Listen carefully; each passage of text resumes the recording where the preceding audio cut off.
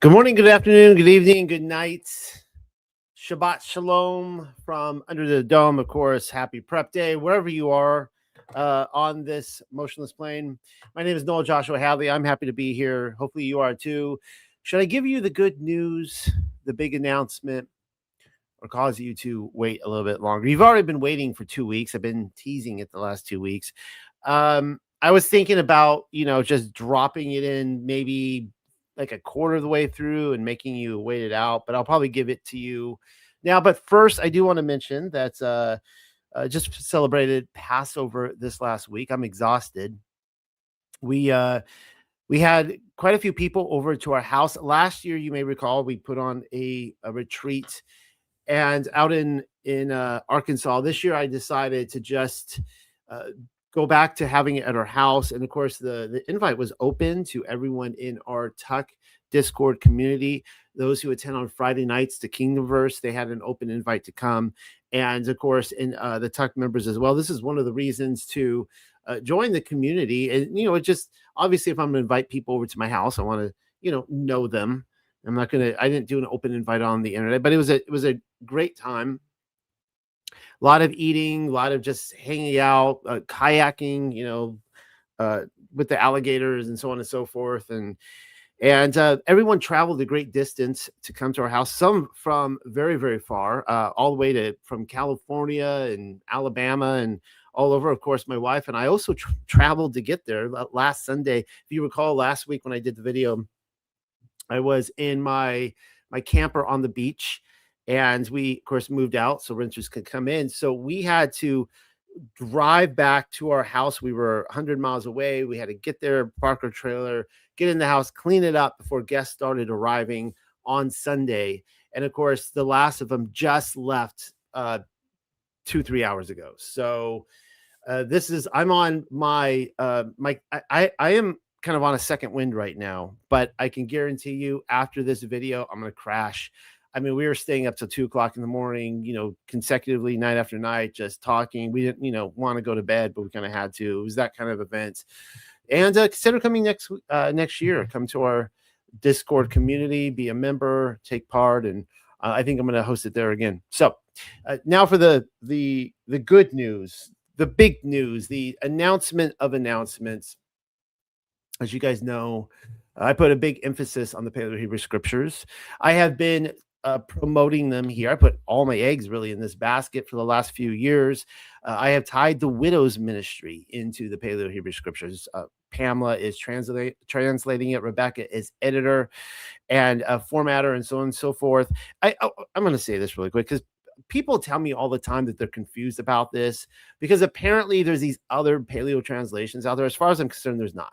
All right. So people are like, but no, there's this Bible right here, and it's like the restored paleo name version. Yes. Okay. But they are taking paleo names and inserting it into the text, but they're not being translated line for line from the paleo. So if somebody knows of a text that they're literally translating by hand on paper, every line of the Bible through the paleo, be sure to let me know. I'm saying this so there's no confusion, because a lot of people still to this day apparently don't know that we are putting out the entire Paleo-Hebrew scriptures. And as far as I can see in the history books, it's the first time in at least 2,000 years or the whereabouts. So this is big. And it got to the point where financially I could not produce this any longer. We were basically emptying our own, account on our end that I used to feed my family to do this. And it kept getting tighter and tighter and tighter. I kept hoping it would turn around. And finally, and Yah was speaking to me the whole time, giving me words and letting me know what was kind of coming and over the horizon, that kind of stuff. And finally, it was heartbreaking. But last January, you will recall, I had to tell the community that I was no longer able to fund it, which means as far as on my end was concerned, work was dead on it. Like it wasn't going to happen unless if Pamela and Rebecca decided to do it for free. The funds weren't coming in to provide for them. And so the situation has changed. And we now have financial backers for the Paleo-Hebrew scriptures. So where it stands now, the plan is to have it financially sponsored for 7 to 10 years or to its completion. They want to see this baby, Pamela's baby, funded to its very end. I just signed the contract this week for the first 3 months.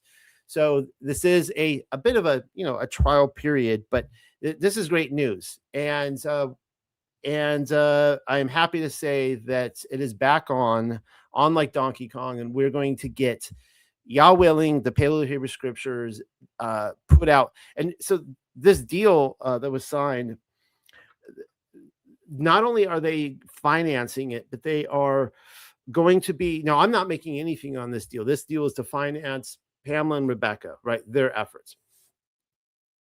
But this, the translation, the Paleo-Hebrew scriptures, is going to hopefully go out to 20,000 plus churches. It's going to be put on, a new app, kind of a Bible Hub type of app, which is going to have all these different translations. And ours is going to be the Paleo-Hebrew. It's going to be phenomenal, guys. I'm so looking forward to this. And I just want to say thank you for everyone who has been on this journey, who has stuck with us. And I know that this felt very defeating for a lot of people. A lot of you were giving your funds to this and going like, how is this not turning around? How does this look so grim? And, Yah brought us to that point in January for a reason. It was a come to Jesus moment. It was an outcry, and it was heard. Yah heard us, and he came in and provided. So Tuck, of course, will keep the publishing rights, which is really exciting as well. And so I just want to point this out there that, I'm still over here working for a living for you guys. And I am very, very grateful for your continued support. So right over here, Give, Send, Go. Show this to you right here. You can still see the goal is $90,000. It's because I'm in Passover. I'm Day of Unleavened Bread. I haven't had the chance to update this yet, but I will be lowering this cost substantially to show you. We raised $7,000 in here this year so far. We still need to raise some just to support what we're doing here at Tuck. Nevertheless, all right. So that's nevertheless, Pamela, Rebecca, good to go. They're being provided for. So thank you everyone for your prayers. I hope you guys are excited about that. I actually left out a lot of details, which I will be like, you guys don't even have a clue how good this deal is. And I will be informing you week by week as this progresses and, more things are certified. I just don't want to give away too many details right now, since not everything is certainty, but this is right now. So, all right. Let's get into this, the Paleo-Hebrew scriptures. And again, guys, this is not a copy and paste job. All right. This is not taking a former translation like the KJV and just inserting words in there. Okay. This Paleo-Hebrew scriptures, Pamela writes by hand in notebooks. She translates the entire thing. And part of this project too, they will be bringing on, they're asking to bring on new translators under her. She will be the senior translator. We'll be bringing on more. And this is going to take a training process. I want you guys to think about this. Now, Martin Luther wrote his translation, William Tyndale. The KJV, I don't have it in front of me how many were a part of that. The Septuagint had, the 70, right? The KJV had a number of people, and the English language was very new at that time, as we know it today, the Shakespearean English language coming out of like the Welsh and that kind of stuff, the Old English. And they had to get these dudes to all agree on the words. They couldn't just send them off, just making up their own translations and trying to piece it together, and nothing fits, right? It all fits pretty well based on these different translators. And we'll be doing the same thing. So we're going to have to bring in some more help to help this thing along. And they're going to have to be apprenticed, schooled under Pamela, right? Senior translator. This is what we're going with. This is how you describe these words and translate them, so on, so forth, and so on and so forth. We are in week 27 of the Heart of the Bible, Leviticus. Some people will say that's fighting words as Deuteronomy, but I say Leviticus is the very beating heart of the Bible itself. It's very precious to Yahweh. And I'm glad we're only doing chapter 16, 17, 18. I was looking at some of the Torah portions, and it was like a double portion. I was like, wait, what I do wrong? But we're good. I'm so glad I don't have to read another additional 3 chapters, because there's a lot of this is really interesting, because we've gone through the building of the tabernacle, the ordination of the priests, and now we're going into this kind of dark territory suddenly of, don't do as the pagans do, which we're going to see a lot more in Numbers and Deuteronomy. But they're gearing up now to go on that camping trip, and out in the wilderness towards the promised land.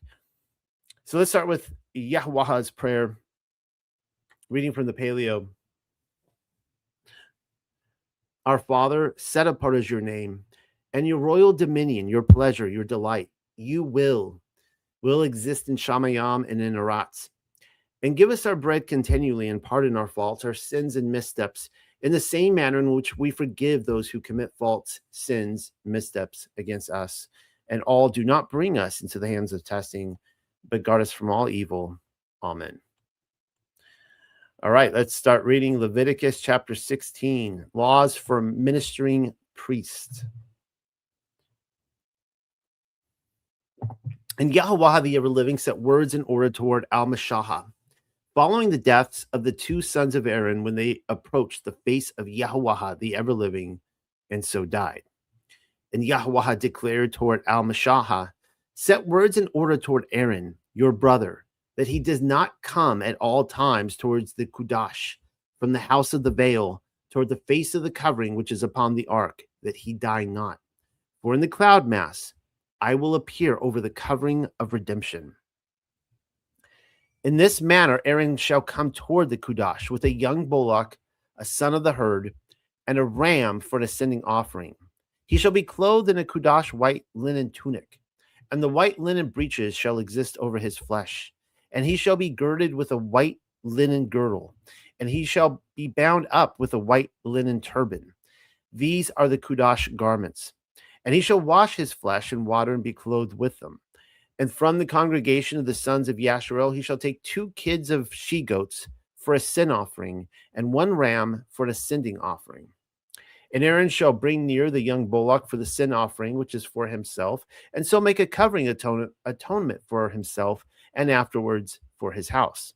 And he shall take the 2 hairy goats, and shall stand them to the face of Yahweh the ever-living at the entrance of the tent of meeting. And Aaron shall gift upon the 2 hairy goats a lot pebble, 1 lot pebble for Yahweh the ever-living, and 1 lot pebble for Azazel, or Azazel. And Aaron shall bring near the hairy goat which ascends, upon whom is the lot pebble for Yahweh the ever-living, and shall fashion him for a sin offering.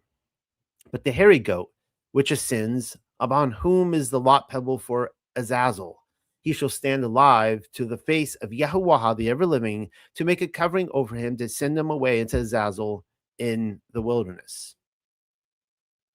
And I'll have plenty of commentary on that tonight. And Aaron shall bring near the young bullock for the sin offering, which is for himself and on behalf of his house, and shall slaughter the young bullock of the sin offering, which is for himself. And shall take a full fire pan of burning coals of fire from over the altar, from before the face of Yahweh the ever-living, and shall fill both fists with sweet incense, beaten small, and shall bring it from the house to the veil. And shall gift the incense upon the fire to the face of Yahweh the ever-living, that the cloud of incense may conceal the covering of redemption, which is upon the revealed precepts, and he shall not die. And shall take from the blood of the young bullock, and shall sprinkle with his finger over the face of the covering of redemption eastward, and to the face of the covering he shall sprinkle 7 strokes of the anvil from the blood on his finger. And he shall slaughter the hairy goat of the sin offering for the people, and shall bring his blood toward from the house to the veil, and shall fashion his blood as he fashioned for the blood of the young bullock, and shall sprinkle him over the covering of redemption, and to the face of the covering of redemption. And he shall make a covering atonement over the Kudash from the uncleanness of the sons of Yasharel for all their sins, missteps, calamity. And in this manner he shall fashion for the tent of meeting, which shall settle down to dwell among them in the midst of their uncleanness. And no man shall exist in the tent of meeting in the Kudash until he come out, and has made a covering on his behalf and the behalf of his house. and on behalf of all the congregation of Yasharel. And he shall go forth toward the altar, which is to the face of Yahuwah the ever-living, and shall make a covering atonement over him, and shall take from the blood of the young bullock, and of the blood of the hairy goat, and shall gift it upon the horns of the altar in a circuit round about. And he shall sprinkle upon him of the blood, which is finger strokes of the anvil. Did I read that right? With his finger strokes of the anvil, and shall purify him, making him bright, and shall set him apart from the uncleanness of the sons of Yasharel. And when he has fashioned, excuse me, I need another drink of coffee. And when he has finished from covering over the Kudash and the tent of meeting and the altar, then he shall bring near the living hairy goat. And Aaron shall lay his 2 hands upon the head of the living hairy goat, and shall confess over him all the perversity, depraved actions, guilt contracted by sinning of the sons of Yasharel, and all their defection and rebellion, and all their sinning, and shall gift them unto the head of the hairy goat, and shall send him away by the hand of an opportune man into the wilderness. And the hairy goat shall lift up upon himself all the perversity, depraved actions, guilt contracted by sinning toward a land deserted, devoid of herbage, and he shall send away the hairy goat into the wilderness. And Aaron shall come toward the tent of meeting, and shall put off the white linen garments which he clothed himself with upon going toward the Kudash, and shall rest them there. And he shall wash his flesh in water in the Kudash standing place, and shall be clothed in his garments, and shall come forth and fashion his ascending offering and the ascending offering of the people, and so make a covering atonement on his behalf, on the behalf of the people. And the best, choicest fat of the sin offering he shall offer as incense upon the altar. And he who sent away the hairy goats unto Azazel shall wash his garments, and wash his flesh in water, and afterward come toward the encampment. And the young bullock for the sin offering, and the hairy goat for a sin offering, whose blood was brought in to make a covering upon the Kudash, shall be carried forth toward outside of the encampment, and shall burn in fire their skins, and the flesh, and their excrement. And he who burned them, he shall wash his garments, and wash his flesh, and afterwards in this manner shall he come toward the encampment.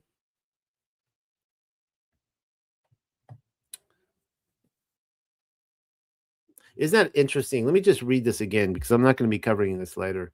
In verse 27, the Azazel goat has already been released, and all sin has been ascribed on this Azazel goat. And then, of course, we have the Yahuwah goat, and the young bullock for the sin offering, and the hairy goats for a sin offering. So this is the Yahuwah goat, whose blood was brought in to make a covering upon the Kudash, shall be carried forth toward outside of the encampment, and shall burn and fire their skins and the flesh and their excrement. So this hairy goats is taking outside of the camp, which is, of course, what happened with Yahshua. He was taken outside of Jerusalem. Now, this next line kind of has my interest, because it says, and he who burned them, he shall wash his garments and wash his flesh afterwards, and in this manner shall he come toward the encampment. Yeah, which is obviously, well, of course, the Jews murdered him, right? But it's, they didn't exactly do this. Instead, we see, what do we see? We see, Joseph of Arimathea and his family going in and washing Yahshua. The festival explained, and it shall exist to you a statute of long duration in the 7th Hadash, on the 10th of the Hadash, you shall afflict your Nafashath, and you shall not fashion in him any work of service, whether native born or a stranger that sojourns in your midst. For upon this day he shall make a covering atonement over you, to purify you from all your sins to the face of Yahuwah the ever-living, to make you clean. It shall be to you a solemn Sabbath, and you shall afflict your Nephash, or your Nefashath, by statute for a time of long duration. And the priest, him whom he shall anoint, and him whom he shall inaugurate his hand to minister as priest after his father, shall be clothed in the Kudash white garments. And he shall make covering from the most set apart in the tent of meeting and the altar. He shall make a covering over the priest, and over the people of the congregation he shall make a covering. And this shall exist unto you a statute for a time of long duration, to make a covering over the sons of Yasharel from all their sins once a year. And he will fashion like that which Yahuwah the ever-living commanded unto Meshahab. So now we're going to get into the naughty no-nos and the pagan worship which we are to avoid as being in a covenant with Yahuwah. So, and Yahuwah the ever-living set words in order toward Al-Mashahah to declare, set words in order toward Aaron and toward his sons and toward all the sons of Yasharel, and declare toward them, this is the purpose plan which Yahuwah the ever-living has established, saying, any man from the house of Yasharel that slays an ox or perhaps a lamb or perhaps a goat inside the encampment or perhaps slays from outside the encampment, and that does not bring him toward the entrance of the tent of meeting to bring near to gift unto Yahuwah the ever-living, to the face of the Mashiach dwelling place of Yahuwah the ever-living, blood shall be reckoned to that man. He has poured out blood, and that man shall be cut off from the midst of his people, for the purpose and intent that the sons of Yasharel may bring their sacrifices, which they slaughter over the face of the plain into Yahuwah the ever-living, toward the door of the tent of meeting, toward the priest, and slaughter shalom offerings unto Yahuwah the ever-living with them. That the priest shall sprinkle the blood upon the altar of Yahuwah the ever-living at the entrance of the tent of meeting, and shall burn as incense the best, choicest fat for a sweet scent unto Yahuwah, that they no longer continue to slaughter their sacrifices unto Sha'ayar. We're going to be talking about that tonight. That is a satyr or a wood demon. And so you're seeing here, he's explaining to you, there's a lot going on here, but essentially he's saying that if you're going to make a sacrifice into Yahuwah, don't be doing it off in the woods on these other altars with these satyrs, these Sha'ayar, these hairy goat demon people who, again, we'll be talking about tonight. And he's preparing them for what they're going to encounter when they go into Canaan. They're going to encounter these perhaps we could call them a fawn type of creature. When they commit fornication with Akarayam, or this would be the archons, the other secondary gods. These are the entities spoken in Exodus chapter 20, Allahim, who follow after or who are secondary Allahim. This shall, now keep in mind, as we saw these secondary Allahim, these archons were judged in Egypt already. So he knows that it's just, they're going to go back into this land. They're going to fall right back into it again. This shall exist as statutes for a time of long duration for them throughout the circuits of the ages. It seems like the gods that are spoken about in Canaan, though, are like kind of, creepy, like, the kind that slithers in the shadows, if you get my drift, unlike what we saw in Egypt.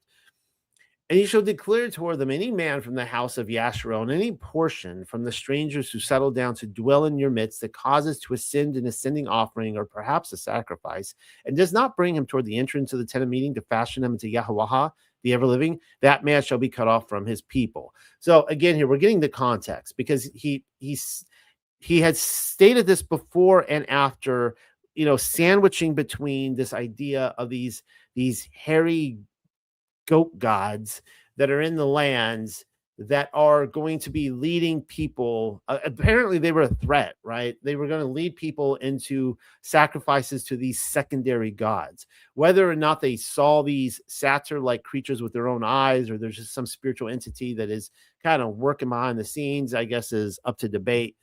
But it was a problem. And that's the reason for, it's basically like, check yourself before you wreck yourself. And how can you prove that you're not worshiping these other gods? Just take your sacrifice to the tabernacle, so it could be witnessed by the Levite priests, the sons of Aaron. They could perform their work. And any man from the house of Yasharel, or from among the strangers that sojourn in your midst, that consumes any blood, then I will set my face against that Nephash, consuming the blood, and will cut them off from the midst of their people. There's another problem that was going on in Canaan, the eating, the consuming of blood. It was actually a problem all over the world. There's been different forms of this. Some people might include bloodletting in there. I'm not going to talk about that tonight, but I will be talking about a cult coming out of Italy that did participate in the consumption of blood as part of magical rites for the souls of the dead, particularly as they're traveling into the next realm. And so this is, of course, the religious ceremonies, the spirituality that he wanted them to avoid. For the nephash of the flesh is in the blood. I have given it to you upon the altar to make a covering over your nephashath. For it is the blood that makes a covering atonement for the nephash. It is for this reasons that I have declared unto the sons of Yasharel that no nephash from among you shall consume blood, and no stranger that sojourns in your midst shall consume blood. This isn't, of course, just talking about people. This is talking about animals as well. And for those of you freaking out right now over meats, I'll be covering this. The Torah for hunters. And any man of the sons of Yasharel, or from part of the strangers that sojourn in your midst, which catch, hunt, or slay, or lay snares for any living creature, or perhaps a winged fowl that he will eat, then he shall pour out his blood and cover over him with dry earth. For it is the nephash of all flesh, his blood is upon his nephash. Therefore, I have declared unto the sons of Yasharel, the blood of any flesh you shall not consume. For the nephash of all flesh is in his blood. All who consume it shall be cut off. So in some of the Jewish commentary, the rabbinical commentary, I was kind of reading on this. They were basically just showing the contrast between eating death versus life itself, right? So we know that life is in the blood, and so that is separated from the animal because the animal that is going to be eaten is dead. So and it's kind of interesting that we were having this discussion this last week about how the spiritual Torah, not just the letter of the law, talking about the cooking the kid in its mother's milk, really is showing compassion towards these animals and a type of respect. It's not just about, you can't have cheeseburgers. It's, which of course some of the Talmudic commentary insist upon, but just having respect for the animals that are giving their lives for us and making sure to treat them in a certain way. And in the same way here, when we're killing animals for food to do this in like a priestly duty, all of us, right? To do it ceremoniously. And any nephash that consumes a carcass or that which is torn by wild beast, whether native born or whether a stranger, then he shall wash his garments and wash in water and be unclean until a rob, then he shall be clean. And conditionally, so they're talking about roadkill there. And conditionally, if he does not tread, washing his garments and his flesh he does not wash off, then he shall bear up his iniquity. Chapter 18, the command to abandon pagan customs. And Yahuwah, the ever-living, set forth words in order toward Al-Mashahah to declare, set forth words in order toward the sons of Yasharel and declare toward them, I am Yahuwah, your Allahaya. Like all the workings of the Arats, Matzarim, where you dwell in her, you shall not fashion. And like the workings of Arats, Canaan, where I brought you there, you shall not fashion, and neither shall you walk in their practices, laws, ordinances. My judgments you shall fashion, and my ordinances you shall guard and walk in them. I am Yahuwah, your Allahaya, and you shall guard them. My statutes and my judgments, which, if you fashion them, then the man shall live in them. I am Yahuwah. So if you're new here and you haven't heard me talk about this before, what are the judgments, what are the ordinances, what are the statutes? Well, they're all a part of the commands, but what I have put forward, and I haven't had people argue back with me, maybe people are vehemently disagreeing and they're just choosing to remain silent. I've been talking about this for years. I'm actually surprised I haven't had a single person come and argue this with me, because there's always that one person that they're referring to different elements of the Torah. So what are the judgments? First of all, the judgments would be like, the judgments are actually intended for all of humanity. Like, don't commit adultery, don't steal, don't murder, don't covet your neighbor's possessions, obey your father and mother, just going through the 10 Commandments, right? And then you get into the statutes and the ordinances, and these are more specific to the God you're serving. So you can choose your God. There's many different gods. I hope everyone listening to this or watching this has chosen Yahuwah / Yahshua, Messiah, and are following in his commands, his statutes, and his ordinances and judgments. That being said, there are things specific to him that he commands of us. Now, I go back and forth on the clean and unclean animals because it makes total sense scientifically. Like, this is one area where the Bible locks in step with nature so well. Is the eating clean animals and not unclean animals. And we've gone over that in the past. And I also kind of question the Sabbath. I mean, the Sabbath is clearly intended for all humanity. It was commissioned at the creation week. And we see it, before Mount Sinai, so on and so forth. And yet I don't believe that Sodom and Gomorrah were not judged and destroyed for eating pork or snubbing the Sabbath. You see what I'm saying? Nations do not rise and fall over eating shellfish. They rise and fall over other moral depravities. These are things that, as followers of Yahuwah, we choose not to eat, and good riddance, because I can't stand unclean food. I'm glad it's out of my diet. Isn't it a gross moment where, you have to like check all the labels, and then one slips past you and you realize you just ate some sort of like pork gelatin? It's like, it's the worst. It's so disgusting. All right.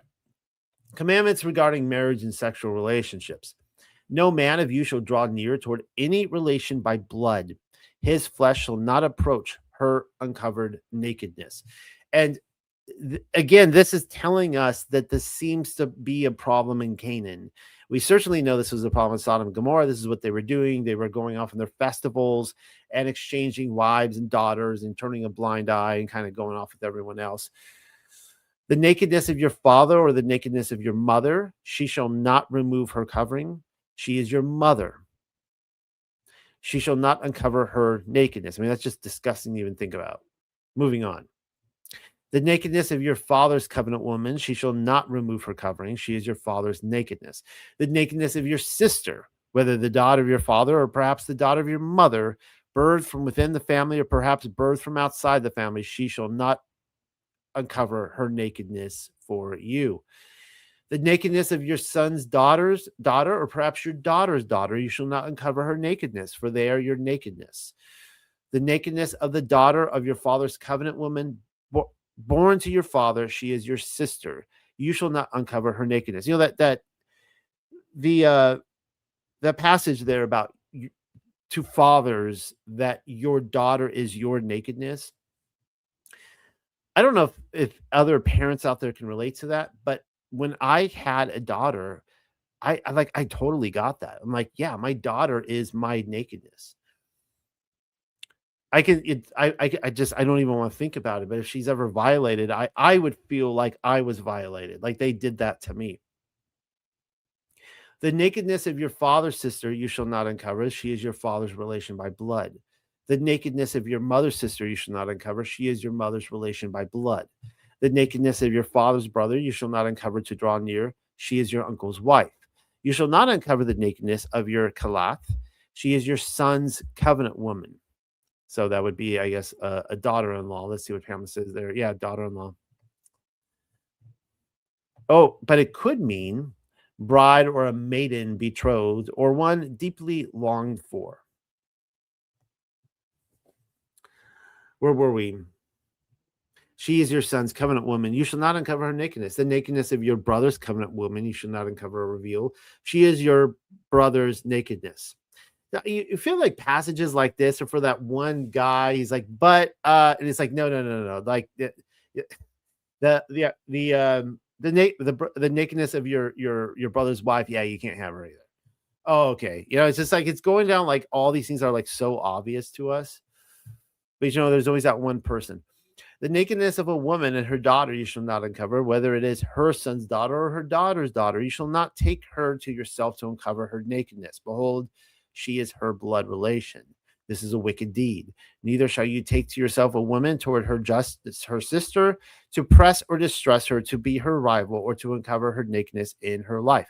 And again, I would argue that these are judgments. And we see this played out with Noah and his wife and Ham. The same thing, that he uncovered his father's nakedness, same language. So we know that he was having intercourse with not Abraham's wife, with Noah's wife.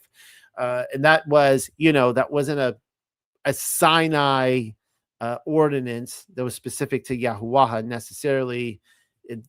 This would be for all mankind. And toward a woman unclean, polluted, you shall not approach to uncover her nakedness. And toward your fellow's covenant woman, you shall not gift the seed of copulation to make yourself unclean with her. And you shall not gift from your seed to pass over unto Moloch. And neither shall you pierce through, wound, or profane the name of your Allahah. I am Yahuwah. You shall not lie down with a male as lying down with a woman. It is an abomination. You shall not give copulation with any beast to pollute yourself, to make yourself unclean in her, and neither shall a woman stand to the face of a beast to lie with. It is pollution. You shall not contaminate yourselves in any of these, for in all these the nations defiled themselves, which I cast out from your face. And Ha'arat was polluted, and I struck against the perversity, guilt, depraved actions upon her, and Ha'arat vomited out her inhabitants. There you go. So he just said that this is a problem worldwide, and those nations are judged for this act. Are they judged for eating shellfish in this way? No, they're not. But you shall guard my statutes and my judgments, and shall not fashion from any of these abominations, neither the native born nor the stranger that sojourns in your midst. For all the abominations which the all have fashioned, the men of the land which were to your face, and so polluted Ha'arat, that Ha'arat does not vomit up you when you make her unclean, just as it vomited up the nations which were before your face. For all who fashion these abominations, then those Nafesha'uth that fashion these shall be cut off from the midst of their people. And you will guard my observances, for without fashioning from these statutes, abominations were worked before you. See that you do not pollute yourselves in them. I am Yahuwah Allahaya. And that concludes the reading of the Torah tonight. That wasn't so bad, was it? We're 43 minutes into this, so we have a whole hour and 17 minutes left. Did I give you some numbers to think about? Yes, I did. All circumstantial. I guarantee it. I assure you. So this is I want to talk about the Etruscans. As you can see, the it's not Etruria, Etruria, as it was known, was Western Italy. And this isn't recent times. This would be more like, what was this? 500 BC or something like that. I'll get some dates your way. But they had the whole Florence area over here. You could see Rome was kind of outside. Eventually, the Romans came and conquered them. But there was an interesting cult that these catacombs can be found today. These are all pre-Christian. These are really kind of pre-Roman in many ways. And so you can go down these catacombs and you could see their tombs, and it's not for the faint of heart. This is the Etruscan death rituals, involved orgasm, blood, and erotic dance. By the way, I'm showing you one of the more family-friendly photos. I would have a lot of angry parents at me, I think, if I actually showed you what was depicted in these catacombs. A very, very vivid detail of orgasms among men.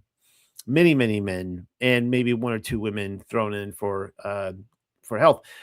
But this one here, we see an actual dog attacking a man, and you see the blood coming out.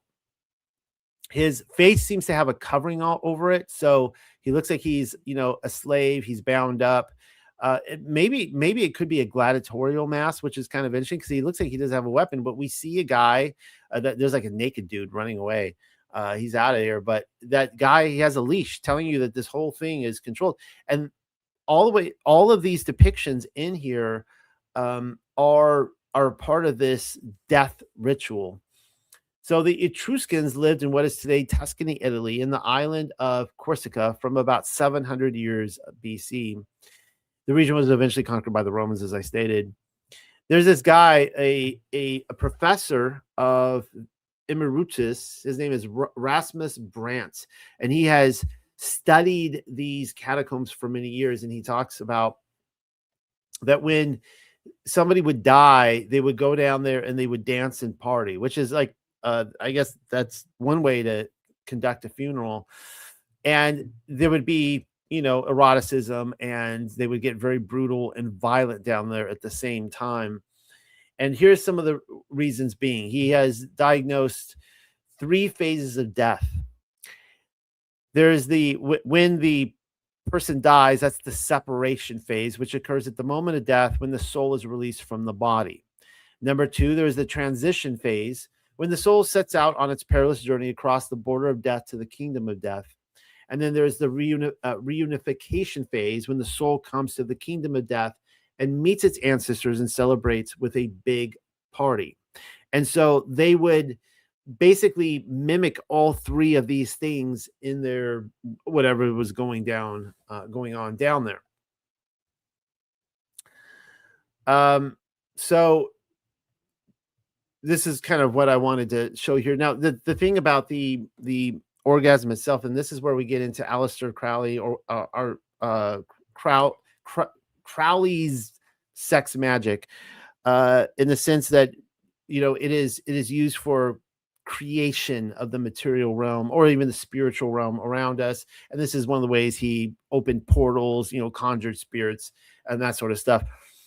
And we read this about blood, and you can see here why I'm talking about this, about Yah sending them into the land, and he's telling them, like, I don't want to see you consuming blood. He's not talking about, cutting up a steak and, with a fork and knife and putting in your mouth. That's not what he's talking about. People mistake this.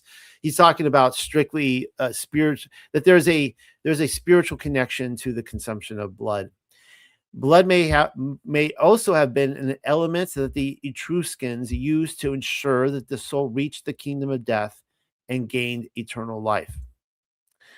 So I'm going to kind of jump ahead here, and we're looking at a depiction of a gladiator. The idea is that the gladiators, when Rome kind of brought an end to this society and he took over, the gladiators became a carry over from that. They were a ceremony that was used to depict the parting of the soul and the going on into paradise, which is very interesting, since both Gladiator movies, if you do recall, the first one with Russell Crowe and then the more recent one, they follow the same story arc.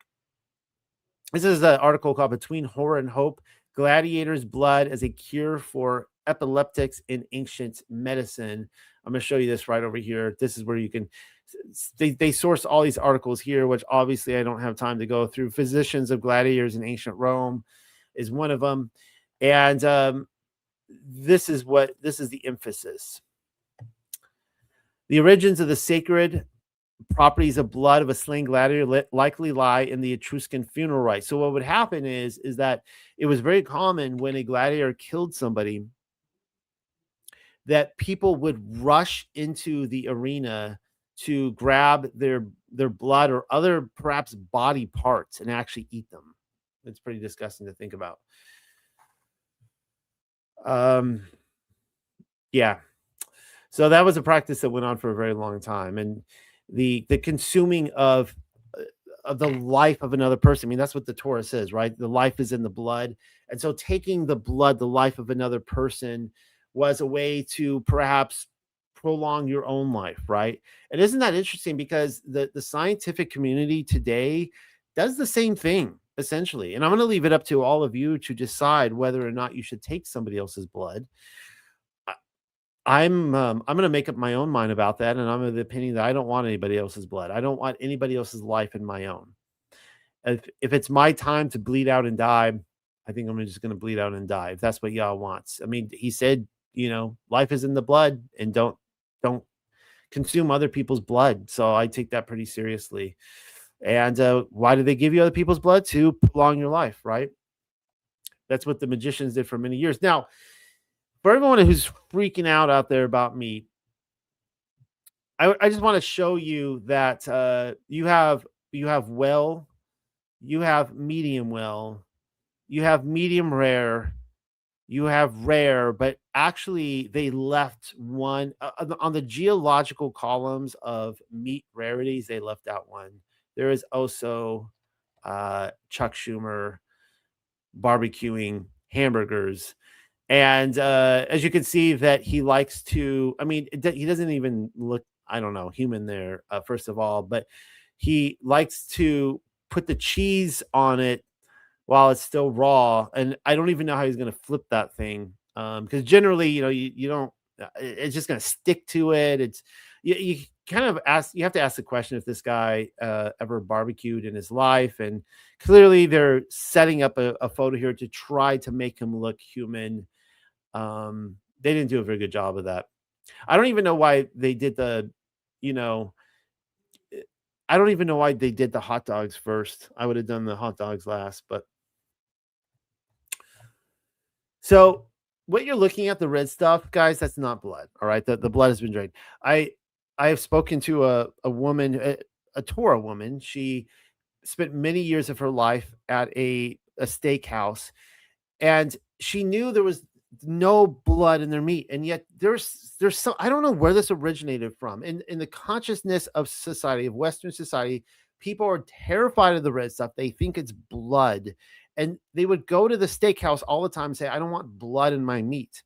And she says, I assure you, we have no blood in our meat. And they're like, well, why is it so red? She's like, that's not blood. All right. So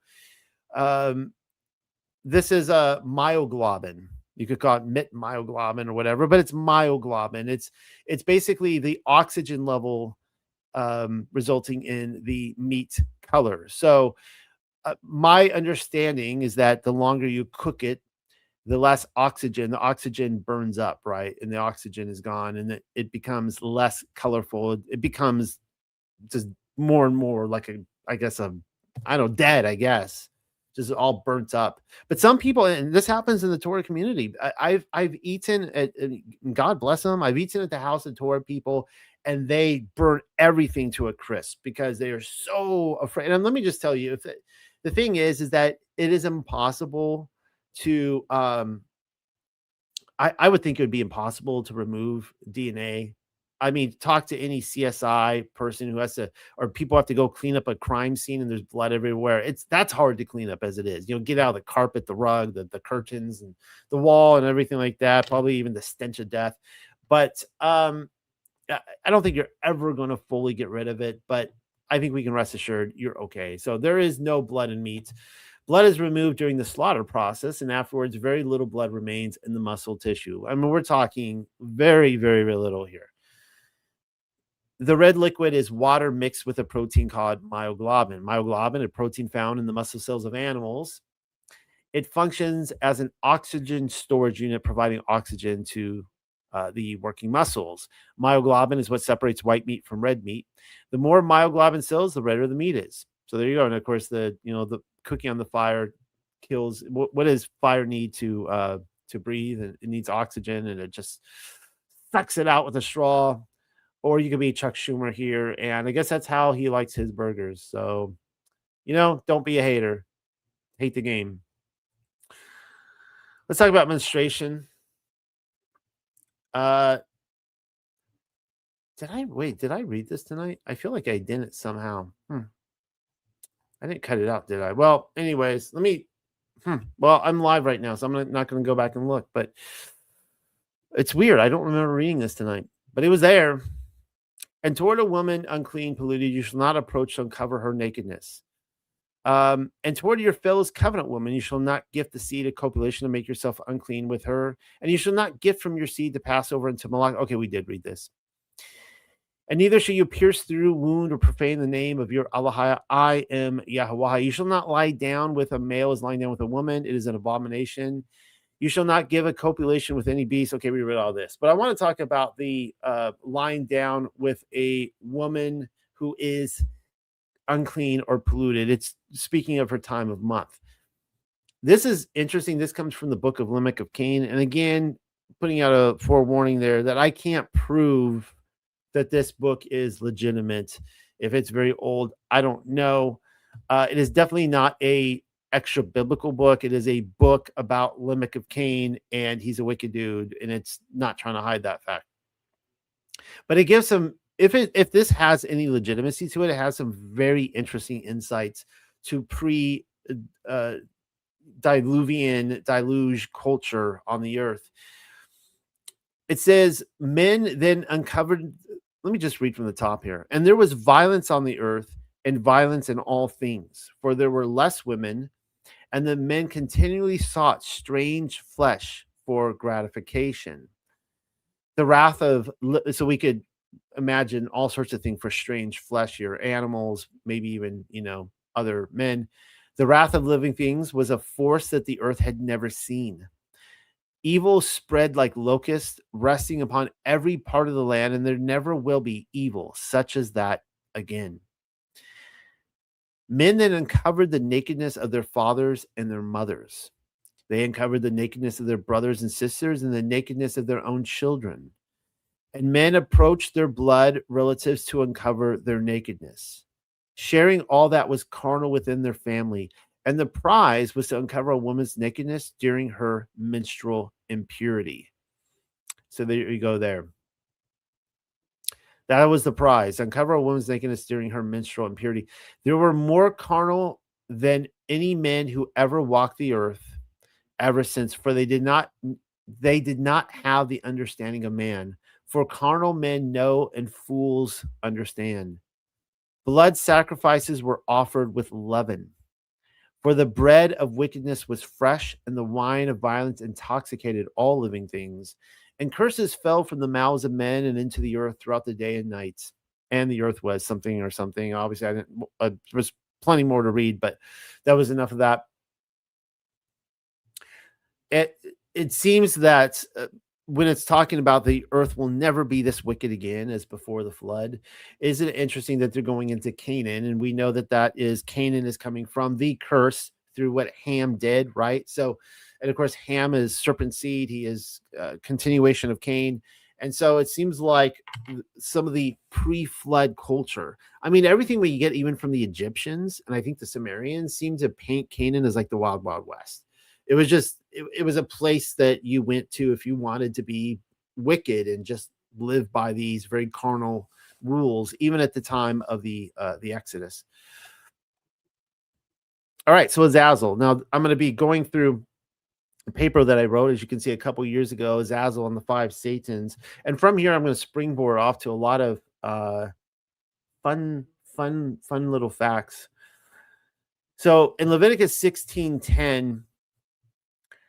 I'm over here. You see the Berean Standard Bible, and I don't want to pick on the Berean Standard Bible, but this has the translation that most of us remember. But the goat chosen by the lot is the scapegoat. We all know about the scapegoat. It's kind of interesting. Then we see the English Standard Version, and I like the way they translate this. For what Azazel means. Azazel is the scapegoat, but the goat on which the lot fell for Azazel shall be presented alive before, and of course they too say the Lord, but I guess I can't get everything right. Here's the passage in Leviticus that we've already read, chapter 16. There you can see the two goats, and the priest is getting ready to lead one goat out to the wilderness and then to sacrifice the Yahuwah goat. And of course, this is the same thing we saw with Joshua and Barabbas. Remember, they released Barabbas. He was he was the true sinner, and they released Barabbas, and they ascribed all sin onto themselves when they did it too. Kind of, that's really sad. And then they slaughtered Yahuwah. They put their hands on him there and did that. But this teaches us that there's in the tradition of only two types of people: wheat and tares, and sheep and goats.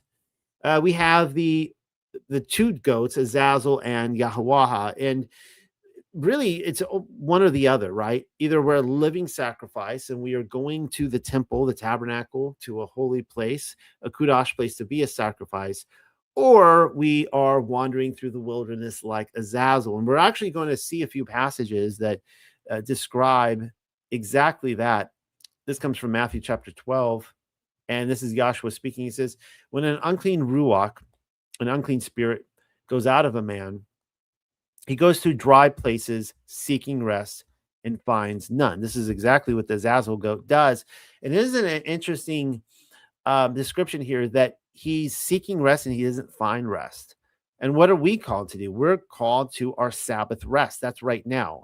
I can't wait. I'm geared and I'm ready, guys, for my Sabbath rest. No more wandering. I don't want to go to the dry places and wander. I want to find my rest. But of course, that's an unclean spirit for you right there.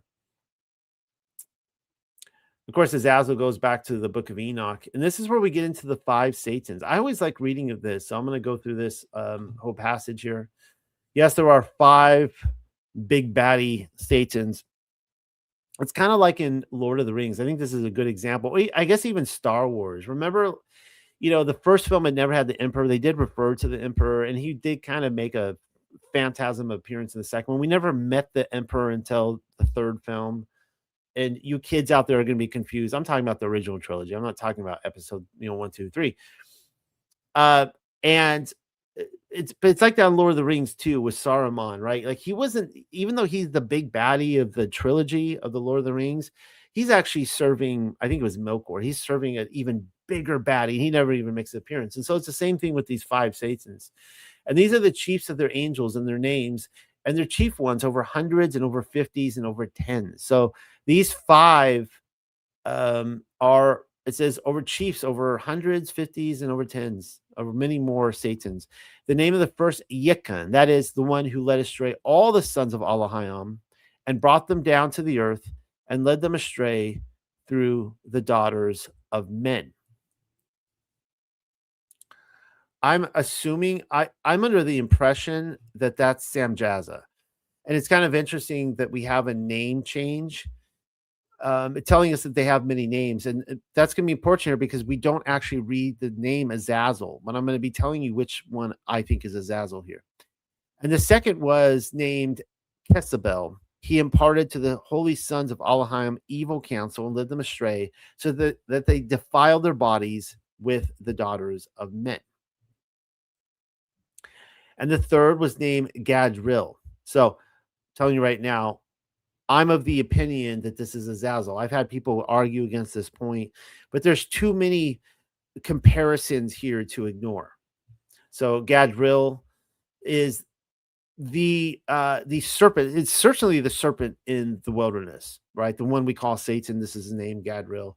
He it is who showed the children of men all the blows of death. And this is why he is also identified with the angel of death, Samael. And he led astray Eve. There it is right there. So we now have a name for the serpents in Eden, and showed the weapons of death to the sons of men, the shield and the coat of mail. We've just been given another clue. Who did that? That was Azazel who did that. And the sword for battle and all the weapons of death to the children of men. So it doesn't call him the angel of death here, but we do have a connection because he's teaching men the blows of death. He wants men to kill each other off. And this is the one who said to Eve, surely you won't die. We know that's a lie, right? He's causing her to die. He wants her to die. He wants Adam to die.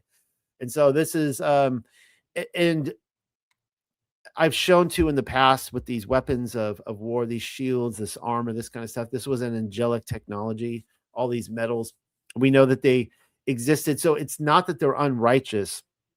They're used by the holy angels, but they were given to men in a very unrighteous manner. They were, they're worthless worthless mysteries because they were causing them to transgress. And from his hand they have proceeded against those who dwell on the earth from that day and forevermore. And the fourth was named Phanuel or Penemuel. He taught the children of men the bitter and the sweet, and he taught them all the secrets of their wisdom. And he instructed mankind in writing with ink and paper. And thereby many sinned from eternity to eternity and until this day. Now keep in mind that Enoch is writing this book. So if he's actually saying that writing is evil, then Enoch is committing an evil deed. I don't think that's what he's saying. All right. Nevertheless, these writing was in heaven. So again, we know that there are books in heaven. We know there's writing in heaven. It's not evil. It's holy. It's in heaven. But he did so in a way that was a worthless mystery because it led mankind to sin in the way he did it. He didn't instruct them in righteousness. For men were not created for such purpose to give confirmation to their good faith with pen and ink. For men were created exactly like the angels to the intent that they should continue pure and righteous, and death, which destroys everything, could not have taken hold of them. But through this, their knowledge, they are perishing, and through this power, it is consuming me. This is, by the way, one of the reasons I think Enoch is touching on a point that the mystery religions held to. They talk about how we don't have many surviving writings from the mystery religions. That's because I don't think there were many writings of the mystery religions. And from what I've gathered from this, it's because they thought writing it down would be vulgar to do. And the fifth was named Pasiad. This is he who showed the children of men all the wicked smitings of spirits and demons and the smitings of the embryo in the womb. So this guy was really big on abortion, that it may pass away, and the smitings of the soul, the bites of the serpent, and the smitings which befall through the noontide heat, the son of the serpent named Tabayet. So I've often wondered, is this saying that this is this Satan, the son of Tabayet? Do they have fathers? I don't know. How do you guys read that? Because I've read other texts where it seems like they already did. Like Adam and Eve weren't the first to procreate, if you know what I mean. And if this is true, then it means that maybe I'm just reading it totally wrong. But if this is true, it means that there's marriage in heaven. So that's a pretty hardcore mbop right there. I'm counting, of course, 5 Satans who hold the strings as puppet master rather than one, as is the generic opinion. And Azazel just so happens to be numbered among them. That's my position. So I'm going to develop that a little bit. That's interesting. That's Enoch 69:6 right there. We got a 666. Wow, that's really interesting. So, of course, it says right there in Genesis chapter 3, like I said, you will not die. And of course, he led mankind to death. Gospel of John says this: you are of your father, the devil. And I'm assuming this is referring to the devil who caused Eve to transgress and, of course, Cain to murder his brother. And you desire to do the desires of your father. He was a murderer from the beginning. And we saw that with that connection with Azazel. And has not stood in the truth, because there is no truth in him. Whenever he might speak falsehood, he speaks from his own, for he is a liar and the father of it. So what is he doing here? He's trying to kill Eve. He's a murderer and he's lying about it, right? So we can see those two things that Yahshua said in Genesis chapter 3, 4-5. And then, of course, this is what it says in 1 Enoch chapter 8. And Azazel taught men to make swords and knives and shields and breastplates. So wait a second. So let's just go back up here again and see what this has to say. It was Gadriel who, of course, is responsible for Eve. And he showed the weapons of death to the sons of men, the shield and the coat of mail. All right. So there's a potential connection, but I'm going to show you more. First Enoch chapter 8 also talks about Azazel, and he made known to the metals of the earth and the art of working them, and bracelets and ornaments in the eyes of antimony, and the beautifying of the eyelids, and all kinds of costly stones, and all coloring tinctures. And there arose much unrighteousness, and they committed fornications, and they were led astray and became corrupt in all their ways. So this is the angel of light here, right? Isn't that interesting? Because it's the same thing with like the supermodel culture, whatever, the whole glamour makeup culture. It's kind of an angel of light establishment of culture. Aramaic Targum agrees with this. It says, and it was when the sons of men began to multiply upon the face of the earth, and fair daughters were born to them, and the sons of the great saw that the daughters of men were beautiful and painted and curled, walking with revelation of the flesh, and with imaginations of wickedness, they took them wives of all who please them. So by this time, by time the watchers were seduced to come down, Azazel had already given them the makeup, telling us that he wasn't, and he's actually not listed. They're among the official 200, and it seems like he was down on the earth first. I mentioned here that Shemiyaza right there was their leader, and he's, I think, one of the 5 Satans. It says in 1 Enoch chapter 9, Azazel, you see what Azazel hath done, who has taught all unrighteousness on earth, right? And this is the one that is ascribed to all sin, and revealed the eternal secrets which were preserved in heaven, which men were striving to learn. First Enoch says, I'm gonna skip that. That talks about his sentence. I don't need to go into the timing of the sentence and all that. Or maybe I do. Maybe I do. Let's just make this connection real quick with Revelation. And again, Yahuwah has said to Raphael, bind Azazel hand and foot and cast him into the darkness and make an opening in the desert, which is in Dudael, and cast him therein. And place upon him rough and jagged rocks and cover him with darkness and let him abide there forever and cover his face that he may not see light. And on the day of the great judgment, he shall be cast into the fire. And of course, it ends by saying, and the whole earth has been corrupted through the works that were taught by Azazel, to him ascribe all sin. So it makes it seem like Azazel is judged right there. He's tried and judged, but it makes it look like he is given his sentence right there, that he is being bound and the earth sees him no more until he is finally brought out and thrown in the fire for his judgment. And he's like, well, wait a second. How does that line up with other instances when we see Azazel? And I'm about to show you some. Well, I personally think the way I have worked this out, at least in my mind, is that he's giving his sentence, but it's not going to be exacted until a later time. There's another time this happens in the Gospel of Nicodemus, when Satan is tried in the same way, actually down in Sheol, but it's not necessarily so that he was bound at that exact time as well. So you guys you're all familiar with this passage in Revelation 20, right? The dragon, the ancient serpent, this is Azazel, who is the devil and Satan, and bound him for 1,000 years and threw him into the pit and shut it and sealed it over him, so that she might not deceive the nations any longer until the 1,000 years were ended. That's to say he. I'm sorry, I don't know why that's a she there. After that, he must be released for a little while. I guess that's what happens when I type this out by hand. So it seems like when Satan was bound for the 1,000 years, that this was being the sentence being carried out that was given to him in Enoch, as far as I'm concerned, if it is the same ancient entity. All right, so it says this in 1 Enoch 13. And Enoch went and said, Azazel, thou shalt have no peace.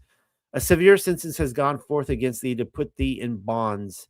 And thou shalt not have toleration nor request granted to thee, because of the unrighteousness which thou hast taught, and because of all the works of unrighteousness and sin which thou hast shown to men. So don't be like Azazel, who has no peace. And this could be, an indication, if we are without shalom, that, we kind of know what's coming, right? This may be a similar fate to what Azazel had to look forward to. So let's look at Azazel really quickly in the Apocalypse of Abraham.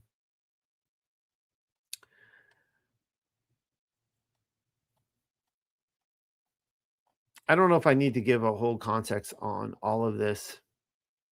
He sees Abraham sees a bird speak. It's an unclean bird. And it came to pass, when I saw the bird speak, I said to the angel, what is this, my Adonai? And he said, this is unrighteousness. This is Azazel. So this is the same, you're like a talking bird. Well, have you forgotten already? There was also a talking snake in the garden, right? And that Azazel, or the devil, or Satan, whatever you're more comfortable with, he actually possessed through some sort of magical right. He came and he took over the serpents. And that's a different discussion right there, a different book about how the serpent agreed to this. And he came in, and of course the serpent was most like his own form. But here he's apparently like an unclean bird. It reminds me of like the raven that was unsettled when Noah released him. They had no peace, right? But what had peace and shalom was the dove. And he said to it, disgrace upon you, Azazel, for Abraham's lot is in heaven, but yours is upon the earth, because you have chosen and loved this for the dwelling place of your uncleanness.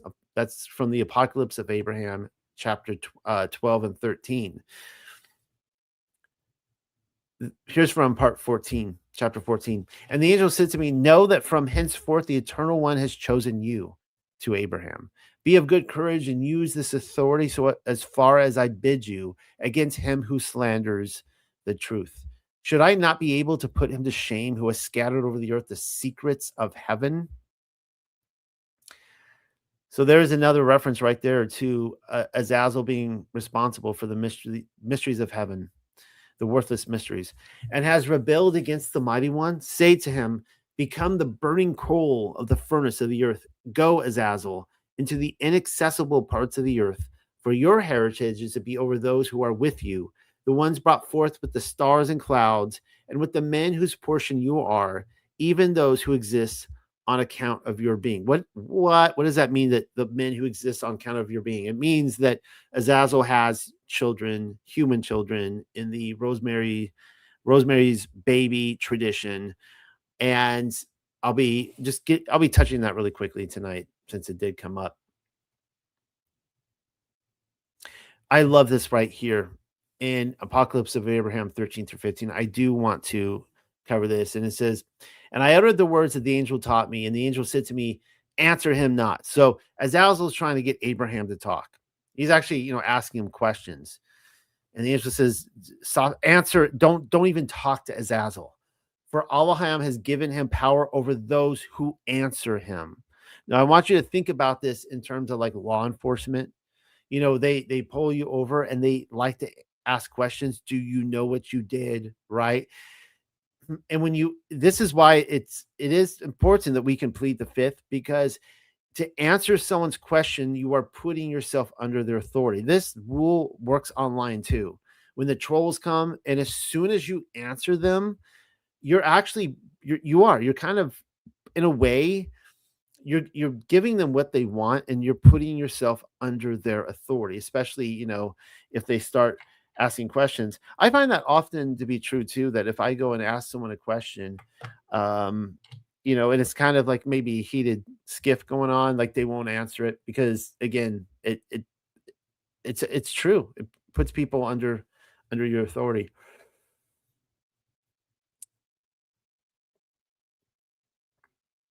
Okay, so I'm not sure how much of this I'm going to read, how many passages, but one of the concerns that has entered my mailbox over the years, and I'm telling you this now just so maybe it'll stop someone from doing it. I don't get me wrong, I do want to hear from you. I love hearing from everyone.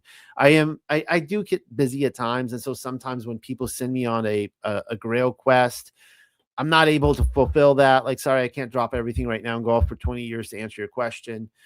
But I have had women who, and I stress women, I've yet to have men ever tell me that their wives are serpent seed. I've never had a man tell. In fact, of all the divorcing women and men, I will say that in almost every case that I can think of, maybe every case I can think of, the men have always, and I'm being a little generic in the always, but they have treated their wives, soon to be ex-wives, or even ex-wives, with way more respect than I see from women. Women will destroy their husbands emotionally and just create this scenario as to how their spouse was the spawn of Satan, quite literally. I've had women write me, and they will say, oh no, I did some digging, and I found out that my husband is actually the lineage of Cain. He's actually a son of Satan himself. I can't believe it.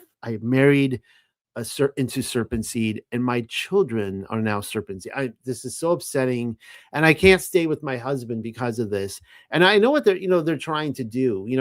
They're trying to get me to help them justify this through this illusion of this delusion that they have. Don't get me wrong, I think serpent seed is real, but I don't care.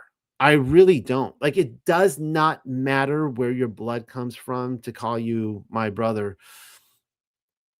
This is what we read in Apocalypse of Abraham. This is the serpent seed killer to this argument right here. And the eternal mighty one said to me, Abraham, Abraham. And I said, here am I. And he said to me, consider from above the stars which are beneath you and number them for me and make known to me their number. And I said, how can I? For I am but a man of the dust of the earth. And he said to me, as the number of the stars and their power, so will I make your seed a nation and a people set apart for me as my own inheritance, as distinct from that of Azazel. And yet I include Azazel in my house. So he's separating here Abraham's seed from Azazel's seed, and he's going to make Abraham's descendants like the stars in heaven. You guys know that. But that's kind of an interesting thing he said about Azazel. There's actually one more. There's one more I want to show you here. Right here, Apocalypse of Abraham 33. But those, he's showing them, I'm not going to take you through, he's showing them a picture, people on the left and the right, right? So the children of Yahuwah, children of Azazel, and it's just like the two goats. But those on the right side of the picture, they are the people whom have been set apart from me and whom I have ordained to be born from of your line and called my people, even some of those who derive from Azazel. So what Yahuwah is saying here is that he is redeeming the children of Azazel on this earth to enter his family into the spiritual lineage of Abraham. And in this book, he also says that, children of Abraham are going to be over with Azazel. So this is like the whole debate on circumcision. Oh, whoop-de-doo, you cut off some foreskin. I guess you're good to go now, right?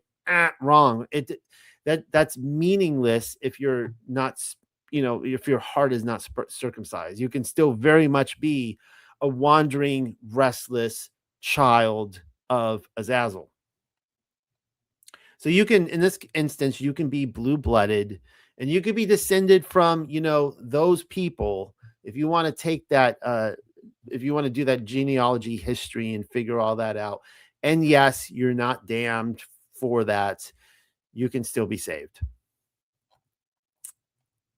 All right, Azazel and the hairy ones. So this is what we read tonight in Leviticus.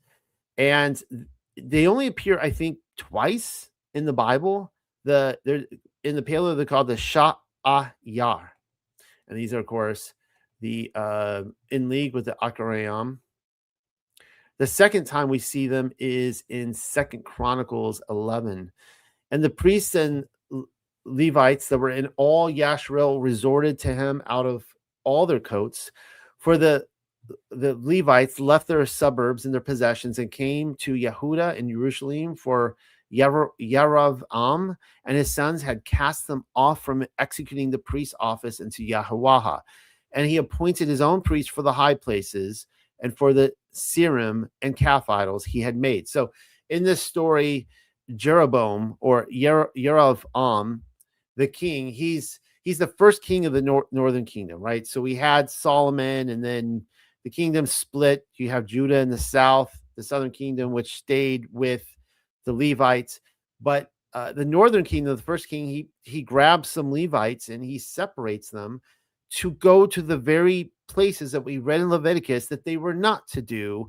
These altars, these sacrificial places that were outside the tabernacle to sacrifice, or at least worship with these hairy goat men, these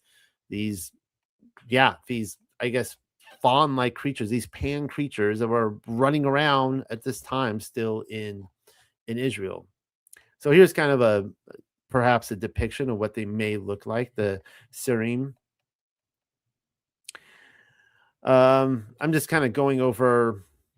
This is, I copied and pasted a wiki article here, but I don't think I need to cover all that, especially since I just read you those two passages.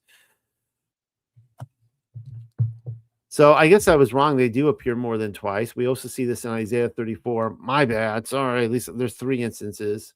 Don't you love it when I'm wrong when I'm live? Bad at math. Isaiah 34, and desert beast shall meet with the island beast, and a serim shall call to his neighbor. Surely there Lilith shall repose, and she shall find a resting place for herself. So I love this painting right here because this expresses to me um, exactly what is going on in Leviticus, in throughout the Tanakh, and even during before and after the millennial kingdom enduring this idea that out in the wastelands, the place in the ruins, this painting depicts, you can see a city in the background, but then we have this ruins of some ancient Greek or Roman society fallen into decay.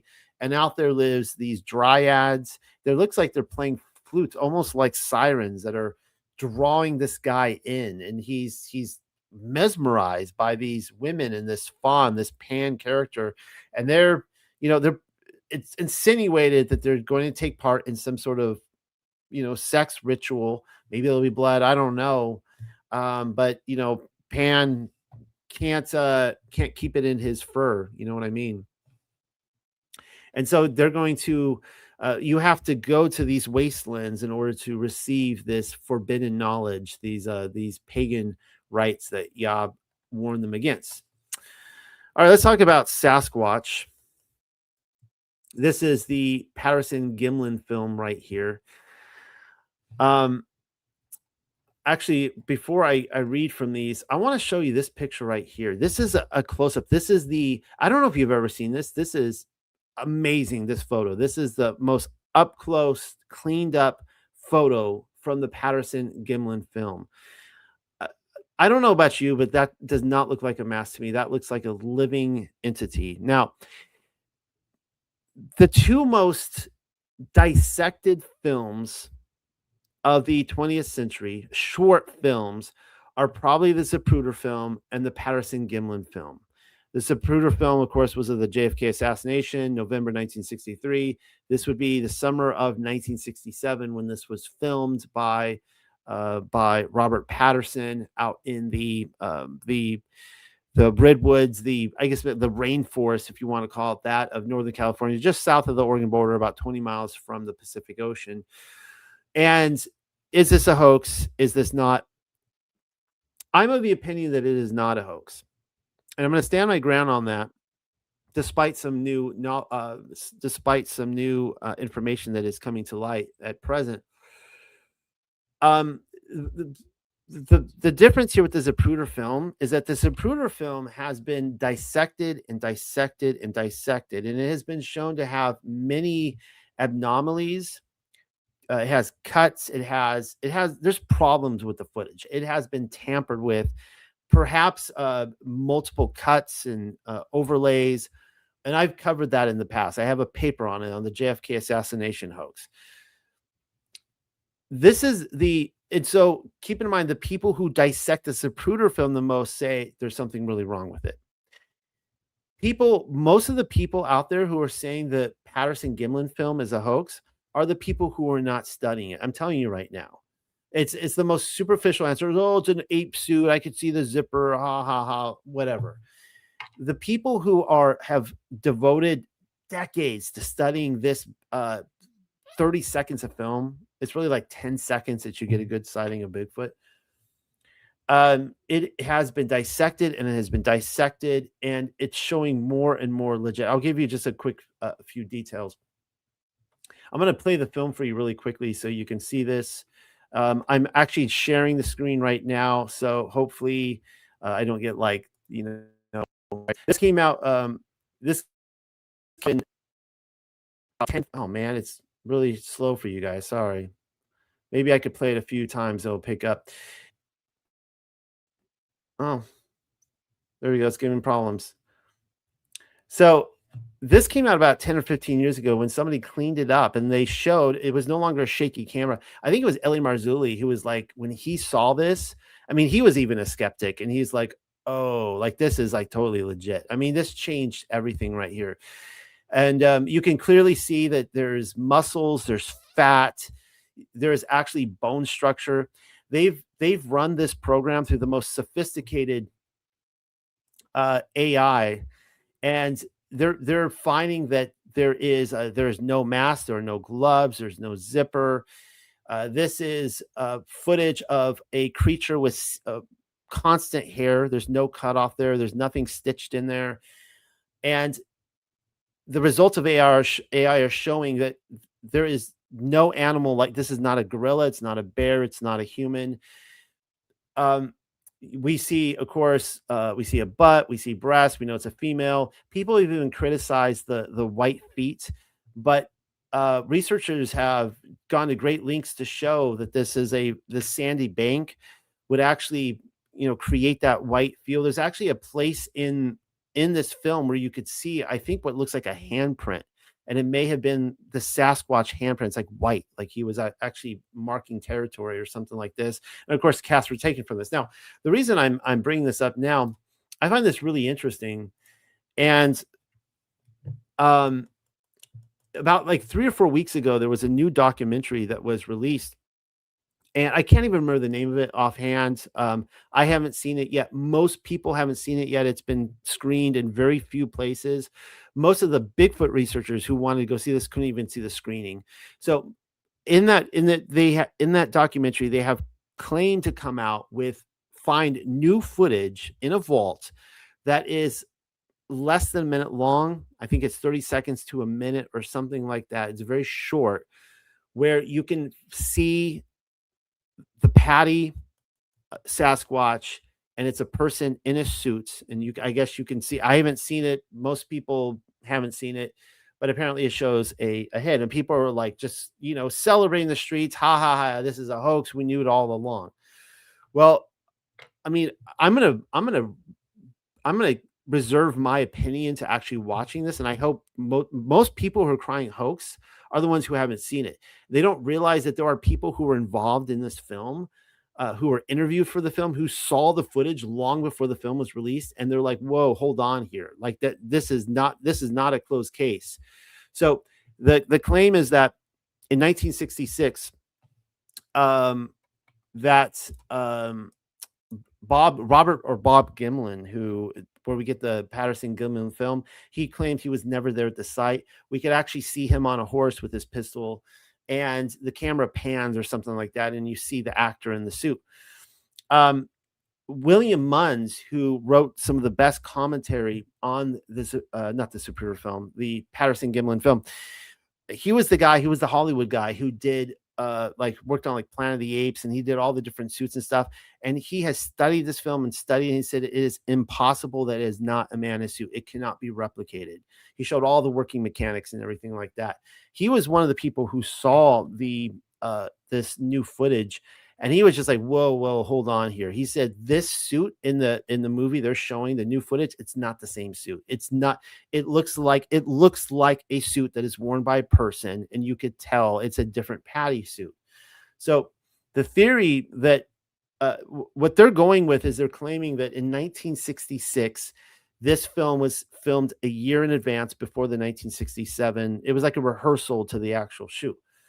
And they base this on the fact that this new film, I don't even know if it's AI. I mean, it could be AI, but they're claiming that it comes from an actual real film, and it has 1966 stamped into the reel. Well, the thing is 1966. That's telling you when the film itself was manufactured, and not when it was, filmed or when it was processed. An example of this would be, I mean, it's stupid to think that it had to be filmed in 1966 just because they left their print there. An example of this would be like if you go buy milk or eggs, it's going to have an expiration date on it. That expiration date does not indicate when you opened it up and drank it or cooked the eggs. It doesn't indicate that. No, hopefully you're not going too far over it. You might, and it might be fine, but you get my point here. So some of the people who have seen this film, and again, everything's going to change over this next year, perhaps. I have no stake in this. I haven't written a book on Patty. I have watched this footage a lot, and I think it's like the Shroud of Turin. I think it's one of those. I don't think it can be debunked. Just because you show other footage, which is debunkable, does not mean the footage itself can be debunked. Do you get what I'm saying? So Albert D. Atlee, he was the guy who funded it. So after Bob Gimlin and Robert Patterson, after they filmed the Sasquatch in the woods. Within days, they were showing it off, and Albert D. Atley is the guy who funded it. Said, "Let's get this, showing." They took it down to Hollywood and other places. And the thought is, because he was a skeptic at first, he didn't believe them. And the thought is that they rigged up another suit that matched the footage the closest. And this is why the suit doesn't look as good, from what I've been hearing from the people who saw the film. And they tried to replicate the movements, and they were unable to do it. And it was when he saw that, he's like, all right, I see that it's not a man in a monkey suit. Let's go forward with this. And so, anyways, there's that right there. The idea of Sasquatch, though, goes way, way back. And in the Colburn, we see them listed as the Yoslings. We don't even have to go to the Colburn. We just go to the Epic of Gilgamesh, and it can do. Is it? It can't. Whatever. And it can do. I always mispronounce his name. He was a wild man. We would call him the whatever. He was a wild man. He was a Yosling according to the Colburn. You can see it's getting late, guys. I'm kind of struggling here. I'm trying to get through this. I'm enjoying this. I hope you are too. But it's been a long week. And the gods created him as a wild man in order to defeat Gilgamesh, perhaps Nimrod, and of course they ended up becoming gay lovers. Yes, that's like the oldest literature in the world, believe it or not. And we see the same thing in the Colburn, a similar story where there's a prophet that seems to mirror Abraham, and he too befriends a Yosling, a wild man. And interestingly enough, this person, and they love each other very, just as friendship, strictly platonic. But this person this Yosling can become invisible. He's actually somehow like a spiritual entity that's a caretaker of the forest. And there's a scene where the prophet, he can't find him, and when he reappears, he's like, "Oh, I was there with you the whole time." And this is what I think is going on with these Sasquatches. I think they can appear and they reappear. They could be standing right in front of us and we won't see them. I'm reminded of that scene at the end of Harry and the Hendersons, where they release Harry back into the woods. You're crying. So, this is so sad. Because that family, Harry really loved that family. Remember, the dad had to like slap him, like, "We don't want you anymore. Get out of here." And so he's like walking off into the wood. Somebody's like getting teary right now just thinking about that. And he's walking off into the woods, and his whole family, Harry's whole family, standing there, but you don't see them at first. They're trees, and then they all of a sudden they become the hairy creatures and walk off. So there is a connection with the trees, and there's stories on that. So this is the story of Adam and Eve according to the Colburn, and it's a pretty awesome tale. So a cloud mist seemed to gather about the glorious being, enfolding him so he was no longer visible. Then the mist gradually cleared, and the man saw another form emerging. So this man is the Adam character. I think I didn't double check, but Adapa. He seems to be the Sumerian form of Adapa. It was that of a woman, but one such as Fanvar had never seen before, beautiful beyond his conception of beauty, with such perfection of form and grace that he was dumbfounded. I'm sorry, his name is Fanvar. Yet the vision was not substantial. She was a wraith, an ethereal being. So in this here, according to this tradition, and I accept this way more than the idea that Eve and Adam were somehow united together before they were separated. This treats the Eve character as a completely separate, pre-existent spiritual being, a type of wraith, a very powerful being who fell in love with the Adam character and wanted to be with him. So he is put into a sleep, and then she is taken, made flesh from his side and gifted to him. The man awoke and sought food from the fruits about him, and having refreshed himself, wandered about the garden. Wherever he went, he saw the wraith, but was unafraid because she smiled encouragingly, bringing comfort to his heart.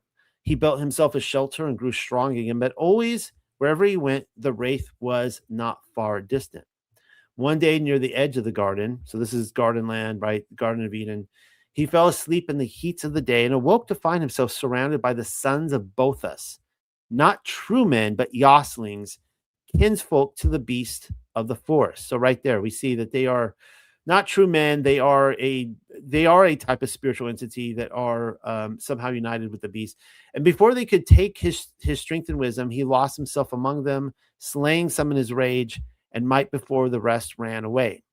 When it was done, he sat himself down beneath a great tree, for he was wounded, and blood gushed out from his side and gathered thickly beside him. He became faint, falling into a deep sleep, and while he slept, a wonderful thing happened. The wraith came and lay beside him, taking blood from his wound upon herself, so it congealed about her. Thus, the spirit being became clothed with flesh, born of congealing blood, and being sundered from his side, she rose a mortal woman. So is that not like a Chuck Norris badass version uh, of the Adam and Eve account, or what? So he goes, these Yoslings attack him, he fights them, he would have slayed them all, then not run, but they do him pretty good too. They give him a beating, and it's in this moment, this wraith creature, the spirit creature, really, like, she had already fallen in love with him, but she's like, all right, this is my man right here. He's going to take care of business. So Dadam, this is the Adam character, the adopted character. Their first father married Letha, and they had a son called Herthu. So right there we see Letha, which reminds me of you know who, Lilith. Dadam then married Mava, so there's your Eve, your Eva, who had a daughter not by him, and this was Guinevere, the cuckoo child fathered by. Let's just skip some of those details right now. You can just screenshot and read it if you want. About the land of the children of Elohim, these were the sons of God. These are Adam's children. Was the wasteland where Yoslings, called the children of Zumat, which means they who inherit death, dwelt.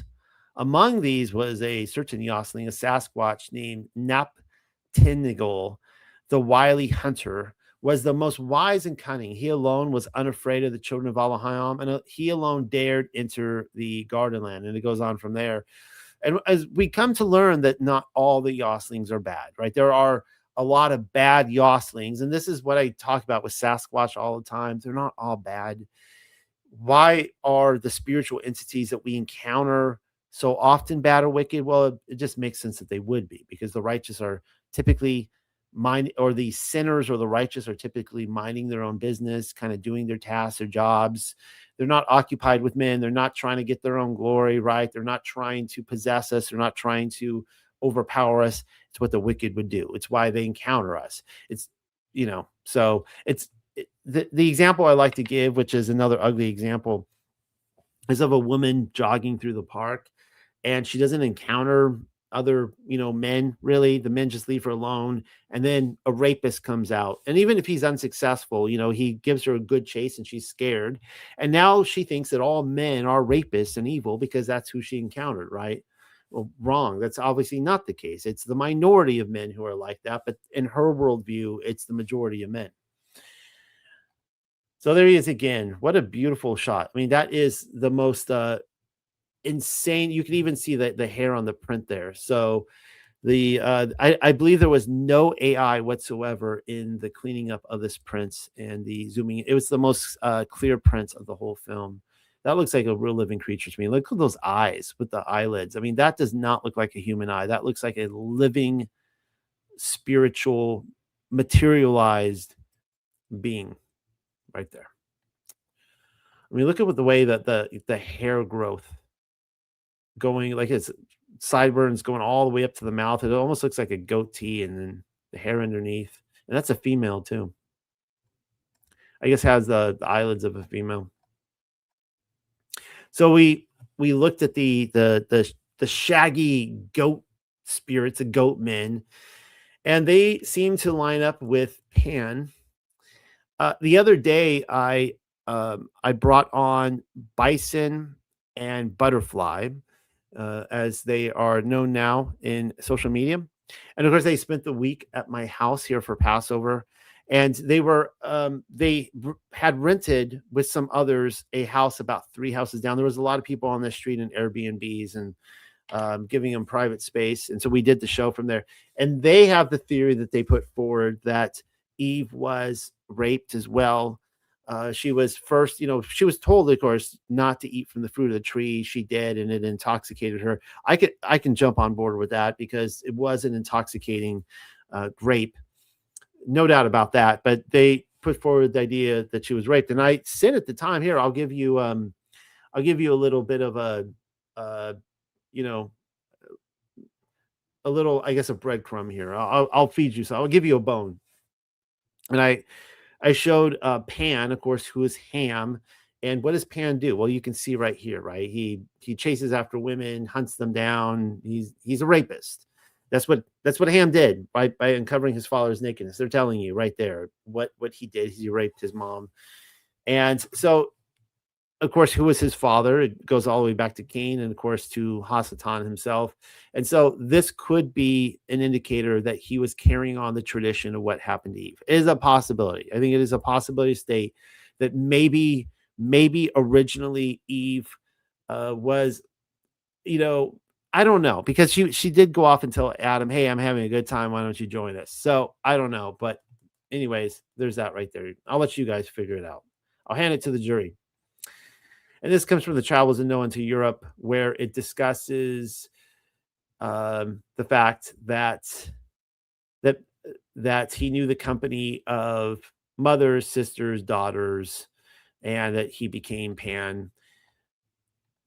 Here's a couple of photos I took from my travels through Europe. We read about Noah's travels into Europe, but these are my travels into Europe. And on the left is an actual date rape kit. I found that in Chateau de Chambord in France.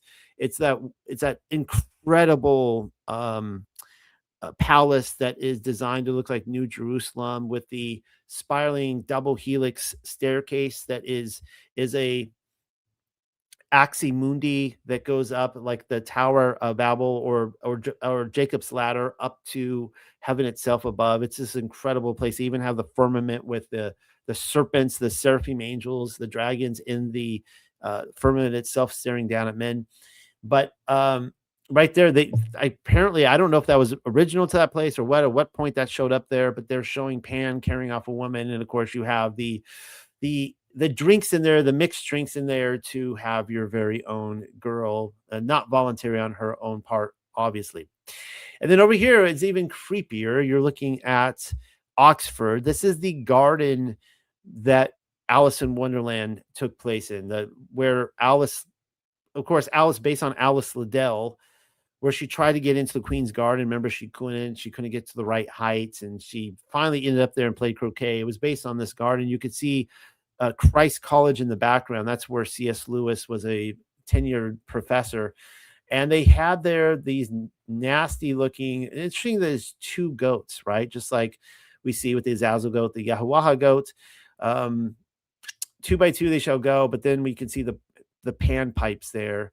And I mean, we know what that's signifying. It's really sick and gross, and it's in a park. So, parents just, hold your children, and sometimes having a leash on your children may not be a bad idea. Don't let them loose. Who knows what happened to Alice Liddell in that place. All right, let's talk about the Sheddim. The Sheddim are spirits or demons in the Tanakh and Jewish mythology, but they don't correspond exactly to the modern conceptions of demons. The Sheddim are more like, they kind of are demons, but they're not demons in the Enoch sense. They are not the disembodied spirits of Nephilim giants. They are demigods.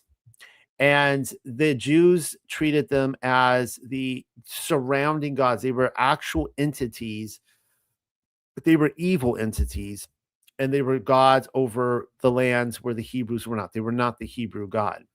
And we read this here in Psalm 106. It says, they even sacrificed their sons and their daughters to demons. Now, this is the translation, demons. But again, that, maybe it should just be read Siddim. They sacrifice their sons and daughters to the Siddim. It's a unique word that's a little bit different than what we read with unclean spirits. Yes, they shed innocent blood, the blood of their own sons and daughters, whom they sacrificed to Canaan's false gods, polluting the land with blood. So The Siddim, they have some sort of connection with the hairy goat people as well.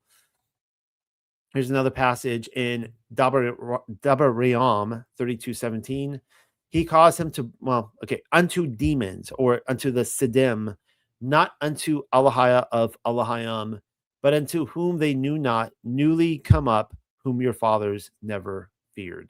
Dabaream 32:17. I showed you a picture up here of Tash on the left.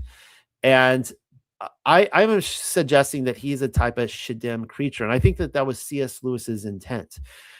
Tash is a clever play on, C.S. Lewis will let us know it's a clever play on Aslan himself. When he gets postmodern, when the bad guys get postmodern in the last book, and they combine Aslan and Tash into Tashlan, into one god. But he's actually commentary on Allah himself. A lot of people seem to miss that point, that C.S. Lewis is actually saying that Allah, the God of the Quran, is a Shaddim creature. He is a imposter God who is so this is an interesting theme of The Horse and His Boy. Shasta is he's a slave. He's a slave boy. Now, actually, he's a true Narnian, and that secret has been hidden from him. He actually has a twin brother, I believe. It's been a while since I read the story. I need to read it again. But so his true identity is Narnian, and this is kind of the idea of being a son of Israel, right? And it's interesting that it's Aslan who chases him up to Narnia. He keeps chasing him, and he thinks he's this cruel wild lion. He doesn't really understand who he is. But this is C.S. Lewis's commentary on the Quran, because the Quran teaches you that you're a slave of Allah. Like, Allah has no sons.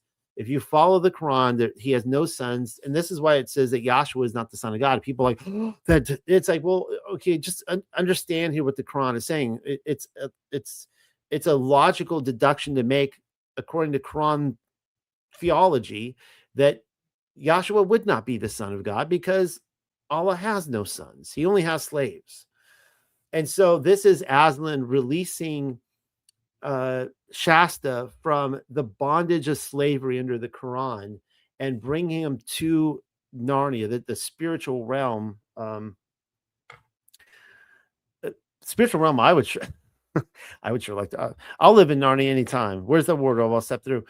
So the true God leading him away from the false God right there.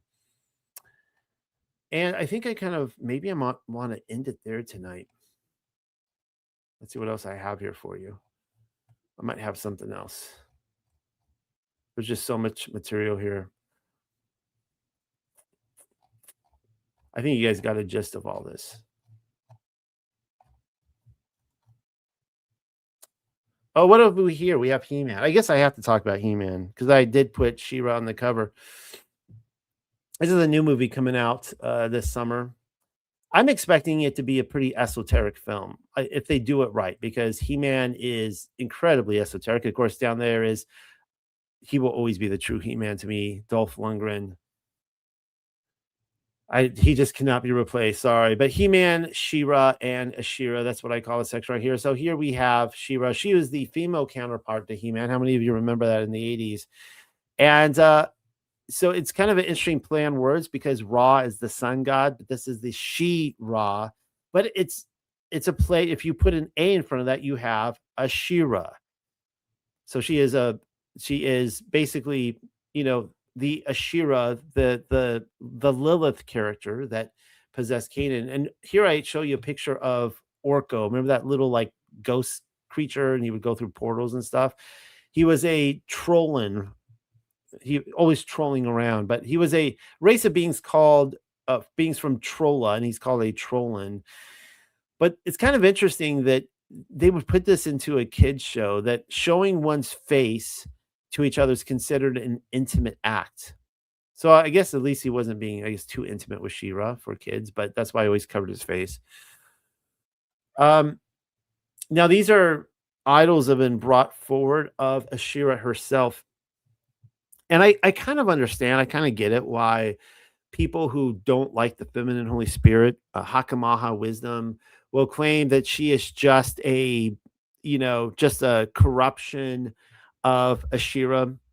I'll give you one reason right here. Now, I don't believe that. I think that Asherah is the counterfeit wisdom, the demonic, the earthly wisdom. The demonic wisdom is, as James would say in his epistle, there is a heavenly wisdom and there is a demonic wisdom. It's a duality. There is a true and a false. And we see this in Lilith, Adam's first wife. We see this in Asherah. But look how she's, you know, grabbing her breast there. And my my thought on this is that she's milking them for fertility rights. It could be, as part of like, I wasn't there and I'm glad I wasn't, but maybe she's as part of a ceremony to bring the dead into the spiritual realm or something like that, what we saw earlier tonight. But there is a passage in Odes of Solomon where it refers to wisdom, the feminine Holy Spirit. The Holy Spirit in that it's listed as Holy Spirit, clearly feminine. And but in that she's a virgin. Of course, she's the mother of all souls, all of us. She's our mother in heaven. And it says that she grabs her breast and she is milked. And it's kind of what's shown in all of these idols here. I'm just kind of showing that don't shoot me. I'm just the messenger. I'm just kind of showing you, and I'm kind of seeing a comparison there. Asherah was revered in ancient Near Eastern religions as a primordial mother goddess and the consort of the chief god El. And later, for some, and note some, she was a consort of Yahuwah. And we actually see this, we do see this in the Bible, particularly with the northern tribe of Israel when they went really pagan and they reverted back to the Canaanite ways. She was recognized as the mother of 70 to 88 gods. So that's really interesting because, of course, we have the 70 nations, right? So she would be the god, the mother of these 70 shepherds. And keep in mind, we're talking here that she is the counterfeit, right? Capiche? Everyone understand that? Asherah was believed to be Baal's mother. In Hebrew, the word for Asherah, Elat, meaning goddess, is identical etymologically to the Hebrew word for the terebinth tree. This is why I showed this up here, the terebinth tree. These are pictures of it. And she is identified kind of with a dryad. And this is where we get the Asherah poles. And, they would carve it and put, tinsel on it and decorative items and that kind of stuff. And of course, Lilith also is identified with the dryad. So there is something to this about the spirits that, enter these trees. So I mentioned here, she appears to be a type of dryad. Worshippers practice sympathetic magic in her groves, whatever that is. Was anything like what the gladiators did? Another word for this is correspondence, influencing something based on its relationship or resemblance to another thing. So voodoo dolls. So there seems to be some sort of, where they would use some sort of item, maybe little idols or pieces of wood that were carved or whatever to represent people or things that they could get a cause and effect with. And of course, they would have sex magic. Worshippers engage in sex in hopes of uniting Baal and Asherah. And I'm telling you all this because I believe that the section we wrote tonight on, not to have intercourse with menstruating women, of course, your mothers, your daughters, your sisters, all these women, you're not to cover their nakedness, and so on and so on and so on. And these different altars that you're not to build, you're not to sacrifice animals there because it looks pretty bad. You look guilty if you do. You're not gonna come out well. So just take your sacrifice to the tabernacle. That all of this ties in with Asherah, who had a very heavy hand there. This is also connects with religious prostitution with the Asherah poles. So let's just see what First Kings has to say here in chapter 14. And Yehuda did evil in the sight of Yahweh, and by the sins they committed, they provoked him to jealous anger more than all their fathers had done. They also built for themselves high places, sacred pillars, and Asherah poles on every high hill and under every green tree. There were even male shrine prostitutes in the land. They imitated all the abominations of the nations of Yahuwah had driven out before the Israelites. So the interesting thing about these high places, so it's connecting the Asherah poles with the high places. And we have found these high places in the land of Israel and Canaan, that there were actually Canaanites, and they have found many human bones in there, young girls, infants. Sometimes, like there was one that was like sawn in half. They would probably saw them in half alive, and it was, through, like you saw that with the guy with the dog, right? So they were torturing people, and through that pain, they were probably opening up portals through that fear, through the blood, through the orgasm, all that stuff. Like I'm telling you guys this, like you guys are all mature. You guys know what I'm talking about here. This is just the reality, right? So in Acts 15, of course, one of the for the Gentiles coming into the church, and we all know what James decided here. Paul comes to this, and they're all trying to decide what the new converts are to do. And James comes up with the idea that, well, they're going to be going into the synagogue every Sabbath to hear Moses read, and so we know that the Holy Spirit will work on them. And this is what we do, right? This is why we read the Torah portions. I read it to you, and hopefully you reading along and listening will help. The Holy Spirit will speak through you and help change your life and transform you into the image of our Heavenly Father or our Heavenly Mother. But there was something that he wanted them to abstain from immediately, and that is things offered to idols, from blood, from things strangled, and from sexual immorality. All these things listed here are talking about temples, essentially. Like Yahweh, he's like, I don't want you whoring after other gods. I don't want you going to those temples. I don't want you to take part in the blood ceremonies there, the sexual practices there, the temple prostitutions, sacrificing to the idols there, and of course the things that are strangled there. So they all tie into having an affair with the other gods. And so we can see that in Leviticus, where it's not just these letter of the law things, it's actual adultery with gods. This is good. Hildegard on Baal. Hildegard, the medieval mystic. I like to read from her whenever possible. And she wrote this in Scivias.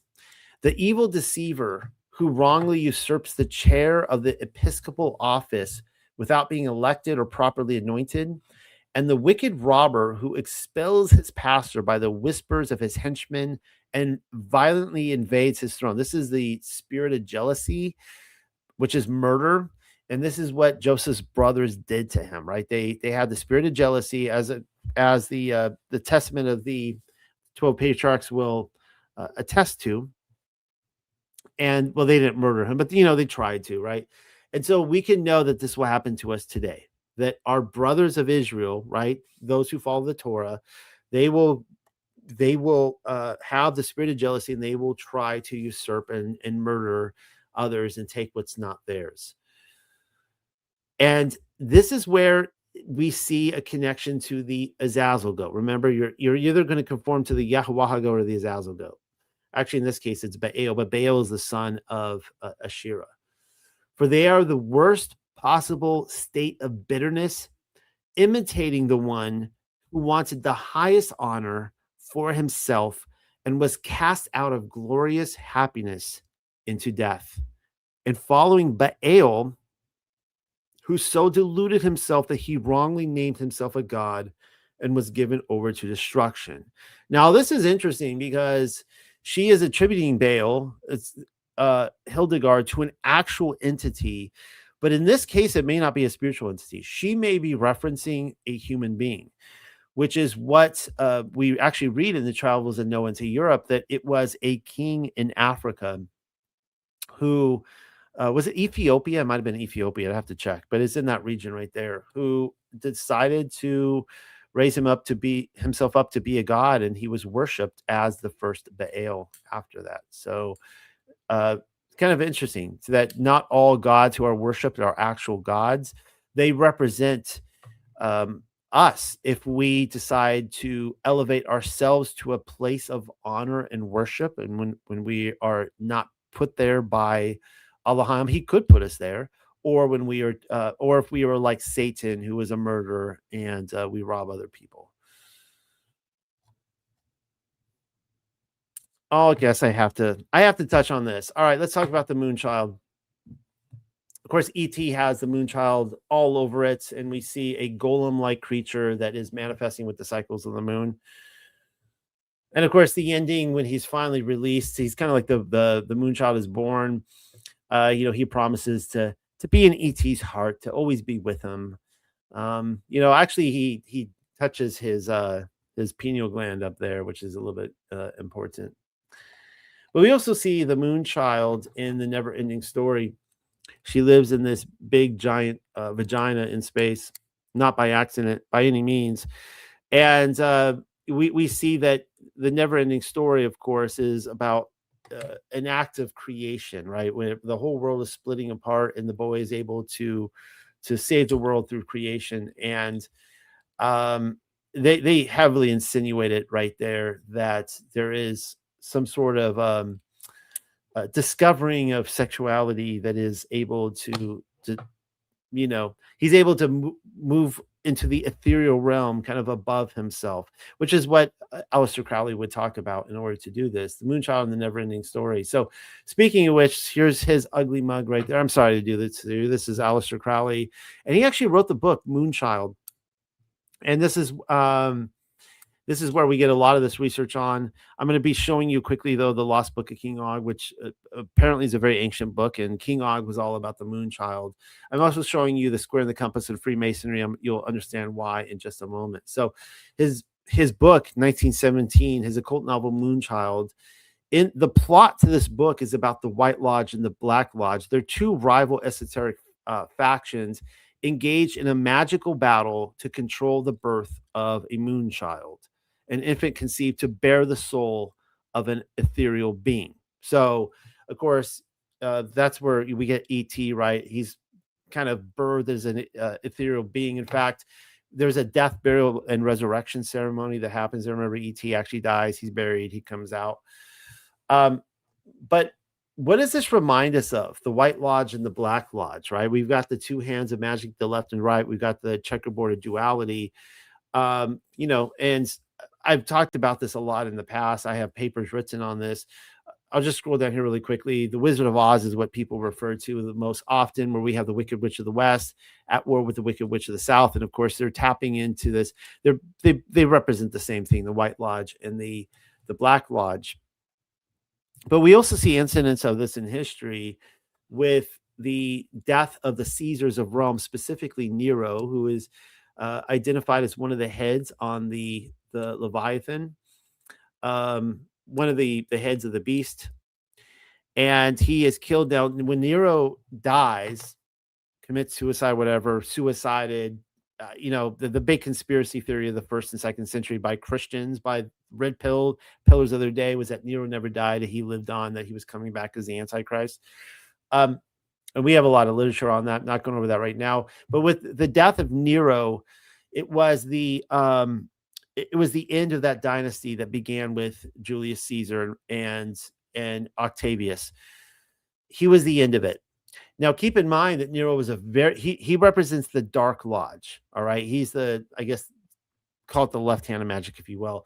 But he was the evil one. And in fact, it wasn't just Christianity referred to him as evil. I mean, Rome was like, this guy is wicked. Like he was a bad dude. So it was like good riddance, right? Well, with the death of Nero, it felt like the beast was destroyed. Rome was coming to an end. Nobody knew if this empire would survive. And then, boom, the Flavians come in, father and son, the Flavians, and they saved Rome, and they were the new dynasty, like Josephus Flavius, right? He was with the Flavians. And so here we see an example of this kind of, if you want to call it a ceremony, I think it was probably a real war that went on between them. We can also see this in reptilian literature, the idea that the white wizard will show up and that he alone can defeat the reptilians. And so, I put this forward because, I do like to talk about politics a lot. I do like to talk about Trump a lot. And I get it, right? I like the different theories out there. I totally see it. I see the possibility that he is like some sort of white wizard coming in. It's still a very profound thought. Like if he's actually taking out the reptilians and he's taking out the Dark Lodge, and what's on the other end? Is he going to be pulling out the Illuminati Antichrist card. I don't think he would be, but it would be like in this situation, the Moonchild, right? Maybe this is happening to create something very special in the Rosemary's Baby sense, which could also indicate that it's a generation or two removed from us. And of course, why am I showing this ridiculous lady here, Marina Abramovic? She's not even talking. Is she even in the news anymore? Do the kids know about her anymore? She was kind of, pretty hip about 10, 15 years ago. We conspiracy theorists talked about her a lot, but she actually did talk that Trump was selected as the president come in because he's the magician. He's in the tarot card, he's kind of the fool. The magician who is there to extend to meet us at the crossroads, extend boundaries, and he's intended to wake everybody up to what is happening on the other end. So again, I get it. I see this stuff. Is this possibly the explanation? Maybe. I don't really know. I see both sides of it. I don't need to go through all that. Let's just I hate to end on this kind of note. This comes from the Lost Book of King Og. And this is the creation of the Moonchild. So we do know that there is a very early reference, I think first, second century or somewhere like there, to a mysterious book of King Og. And it did go missing. It was lost. And this emerged again out of the Vatican vault, apparently. So it's very likely that this is it, which is kind of freaky because it means that Aleister Crowley, he had knowledge of King Og and this Moonchild business, long before the rest of the world did. It says that the Moonchild was Baal, the moon's most fertile gift to prolong the Rephaim and Nephilim species. The most fertile gift required heavy sacrifice. And it goes on to say, I'm not going to read the whole thing. It goes on to say that Og's wife dies, but when she dies, they're still able to bring forth the Moonchild. And I've read this I haven't read the book through for many, many years. Maybe it'd make more sense to me now with all the other stuff I read.